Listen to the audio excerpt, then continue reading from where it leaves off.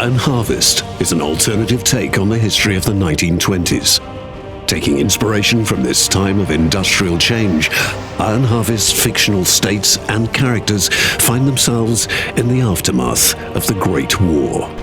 Huge diesel-fueled machines, invented to serve humanity, have only lifted warfare to another level, and mankind has had to realize that the war that was supposed to end all wars has ended nothing. The Empire of Saxony is located right in the heart of Europe. As a modern industrial superpower with great national pride, many Saxonians are unhappy with the current politics of their emperor, Kaiser Friedrich. He has agreed on a truce with his cousin Tsar Nicholas and is working towards a peace treaty. Many Saxonian aristocrats and military leaders feel this treaty robs them of a hard-won victory. Once upon a time, deep in the old rainy forests of Saxony, Saxonian engineers created frightening war machines and named them after creatures of dark fairy tales.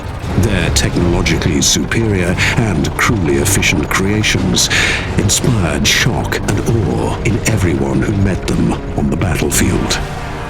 Meet the SLL-33 L. Koenig. He drew his name from a creepy Saxonian poem of a rider in the dark, haunted by this fierce creature. Representing the most powerful artillery unit of its time, the massive construct is not in a rush to get into firing position. With the knowledge of its superior firing range, it resoundingly delivers one of the biggest shells in the game, right to the heart of the enemy. When the fog of war hides the enemy, another wonder of Saxonian technology might save the day. Flares, bright as the sun, reveal everything, no matter how much it might want to stay undiscovered. Which comes in handy for the next fearsome beast, the PKP-17 Eisenhans.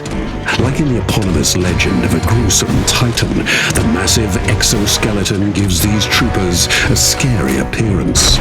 The huge, stomping giants carry two mortars on their back. After getting into firing position, the barrels are able to deliver salvo after salvo of high-explosive mortar shells that devastate a wide area.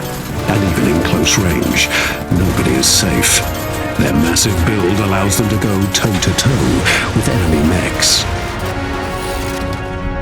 Like in many Saxonian fables, the MWF-28 Stiefmutter is the source of great suffering. The weaponless appearance of this machine might confuse unseasoned soldiers until, suddenly, it releases a horde of highly explosive mono-wheels. They lock on their target and will not give up until they dispense their devastating package upon their desired victim. They are notorious for their clean sweeps in the trenches of the Great War. Gunther von Duisburg is a highly decorated veteran of many battles, a close friend to the Kaiser himself. Equipped with his unique battle mech Brunhilde, named after the beloved wife of one of Saxony's biggest heroes, his presence on the battlefield alone has turned the tide more than once. If that isn't enough, broadside after broadside of cannon fire and precise long-range mortar attack will do the trick.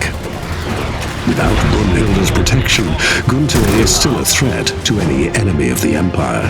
He uses a large caliber hand cannon and his mechanically enhanced blade arm to fight both infantry and mechs. By his side are his two inseparable companions, the dire wolves Tag and Nacht, silent and deadly scouts. Saxony, the once proud and strong empire, is shaken to its very foundation. The old Kaiser fights against the fall of his Reich, besieged by enemies to the east and from within. Secret forces see an opportunity to topple the monarchy and seize power. A battle for the soul of Saxony and the future of Europe begins.